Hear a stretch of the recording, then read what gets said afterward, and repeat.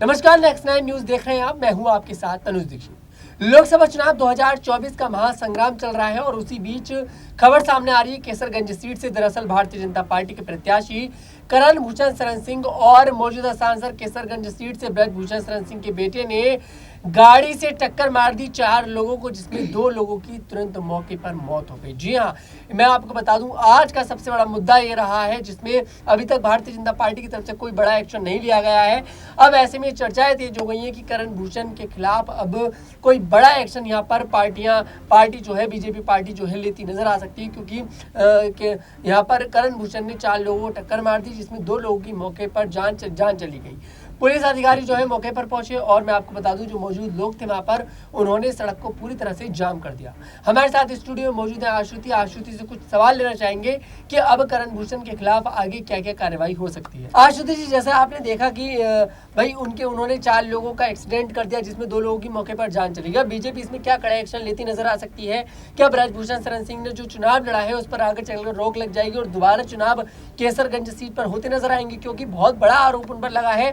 और अब अगर जैसे उनकी गाड़ी काफिले से उनके 2 लोगों को टक्कर लगी है तो शायद उनको जेल भी इस मामले में हो सकती है। क्या देखती हैं आप? देखिए, पहली बात तो जब से आप देखिए केसरगंज से ब्रजभूषण का टिकट काटा गया है उसके बाद से आप देखिए केसरगंज का तो सियासी समीकरण एक तरह से आप देखिए बदल ही रखा है। वहीं उनके बेटे को टिकट दिया गया, यानी करण भूषण सिंह को टिकट दिया गया, और अब उनके काफिले ने जिस प्रकार से आप देखिए 4 बच्चों को जिस प्रकार से रौंद दिया, कहीं ना कहीं आप देखिए मामला कोई ऐसा नहीं है जिसपे एक्शन ना लिया जाए, मामला कोई ऐसा नहीं है जिसपे विपक्ष कहीं ना कहीं बयानबाजी ना करे। ये मामला उठेगा और ये मामला एक तरह से कहें तो तेजी से अब तूल भी पकड़ेगा कहीं ना कहीं, और कहीं ना कहीं विपक्ष अब इसका एक राजनीतिकरण मुद्दा भी बनाने की कोशिश करेगा। हालांकि करण भूषण सिंह ने और उनके काफिले ने जिस प्रकार से आप देखिए जो एक किस्म का कहें जो बच्चों पर इस प्रकार से अतिक्रमण किस्म का जो किया है, उनको रौंद दिया है, कहीं ना कहीं आप देखिए 2 बच्चों की मौत हो चुकी है, 2 अभी भी घायल हैं। ये मामला बेहद संगीन है देखिए तनुज, और कहीं ना कहीं कुछ भी कहते नजर नहीं आए अभी तक, बिल्कुल शांत नजर आ रहे हैं। क्या देखती हैं? देखिए, कहीं ना कहीं ब्रजभूषण शरण सिंह को मुझे ऐसा लगता है उनको इस समय चुप्पी बरत भी लेनी चाहिए, नहीं तो अगर आप देखिए अगर वो बोलेंगे भी तो कहीं ना कहीं करण भूषण सिंह के खिलाफ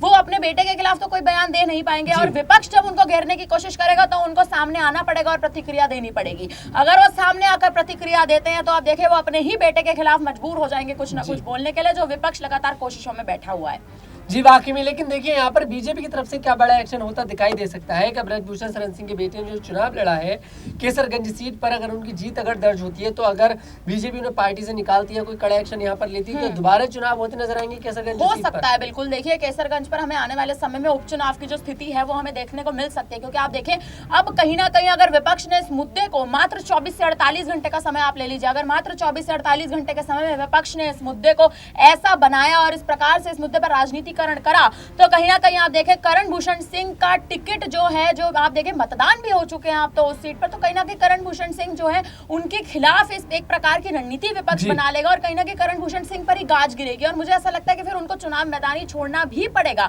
अगर उनको चुनावी मैदान छोड़ना पड़ा तो आप देखिए केसरगंज की सीट कहीं ना कहीं इस चुनाव के लिए तो आप देखिए कैंसिल कर दी जाएगी, यानी इस चुनाव में कहीं ना कहीं इस सीट पर मतगणना नहीं होगी और उपचुनाव होने की स्थिति यहाँ पर बन सकती है। लेकिन मुद्दा तभी बनेगा जब विपक्ष इस मुद्दे पर हमलावर हो। बीजेपी की तरफ से कोई अभी आधिकारिक बयान सामने नहीं आ रहा है, इतने बड़े मामले के बाद बीजेपी शांत क्यों नजर आ रही है? जी, बीजेपी देखिए ये बहुत चौंकाने वाली बात है कहीं ना कहीं कि आखिर भारतीय जनता पार्टी और बीजेपी आलाकमान आखिर इस निर्णय पर इस तमाम ये देखिए तमाम जो है पूरा मुद्दा घटा है, घटनाक्रम हुआ है, इसके बाद आखिर बीजेपी शांत क्यों है? मुझे ऐसा लगता है कि कहीं ना कहीं या तो भारतीय जनता पार्टी इस समय डर रखी है, एक डर का घबराहट का माहौल बना हुआ है, क्योंकि आप देखिए केसरगंज सीट चर्चा की सीट है। ब्रजभूषण शरण सिंह का टिकट काटना, महिला पहलवानों के यौन शोषण वाले पूरे मामले के चलते उनके बेटे को टिकट देना, उसके बाद भी महिला पहलवानों का बयान आना, आप देखिए सीट हॉट सीट है उत्तर प्रदेश की। अगर केसरगंज सीट पर कहीं ना कहीं आप देखिए इस प्रकार का जो एक देखिए आप जो स्थिति इस समय बन गई है, बीजेपी अगर इस वक्त कुछ बोलेगी तो अपने ही बुने जाल में कहीं ना कहीं फंस जाएगी, लेकिन बीजेपी आलाकमान को इसमें जल्द से जल्द अब कोई आधिकारिक बयान देना पड़ेगा। जी, लेकिन यहाँ पर बिल्कुल देखिए ब्रजभूषण शरण सिंह जो है वो कहते नजर आते हैं दबदबा था, दबदबा है, दबदबा रहेगा। दूसरे बेटे के ऊपर आरोप लगते हैं कि लोगों के साथ मार कुटाई करते हैं। जो छोटा बेटा है वो गाड़ी से लोगों को कुचल देता है, तो दबंगाई यहाँ पर साफ दिखाई देती है। उसके बावजूद भी बीजेपी पार्टी का इस तरह से समर्थन मिलना कितना सही कितना गलत? देखिए कहीं ना कहीं अगर आप देखें तो केसरगंज की सीट शुरुआत से ही एक ऐसी सीट बनी हुई है जो बृजभूषण शरण सिंह का दबदबा है, इसीलिए वो हमेशा ये बात बोलता है दबदबा है, दबदबा था, दबदबा रहेगा। लेकिन मुझे ऐसा लगता है अब ये दबदबा कहीं ना कहीं घबराहट बनता जा रहा है और अभी दिन ब दिन ऐसी घबराहट बनेगा कि विपक्ष कहीं ना कहीं इस पर फायदा उठाने की कोशिश करेगा। हालांकि आप देखिए परिवार में आप देखिए बृजभूषण शरण सिंह पर जिस प्रकार के आरोप लगे हुए हैं वही कहीं ना कहीं आप देखिए वैसी एक स्थिति उनके पुत्रों में भी है, उनके बेटों में भी कहीं ना कहीं दिखाई दे रही है जिस प्रकार से आज घटना हुई है। वहीं आप देखें करण भूषण सिंह तो चुनावी मैदान में उतर रखे हैं, आखिर फिर उनका इस पूरे घटनाक्रम में किस प्रकार की भूमिका रही, आखिर क्यों वो उस काफिले के साथ मौजूद थे, तमाम वो सवाल हैं जो उनसे बनते हैं और इन तमाम सवालों का उन्हें जवाब देना पड़ेगा जब खुद बीजेपी आलाकमान और खुद पुलिस प्रशासन उनसे पूछने आएगा। जी वाकई में तमाम सवाल यहाँ पर बन चुके हैं। देखते हैं कि आखिरकार भारतीय जनता पार्टी इस मामले में क्या कड़ा एक्शन करती हुई नजर आ सकती है।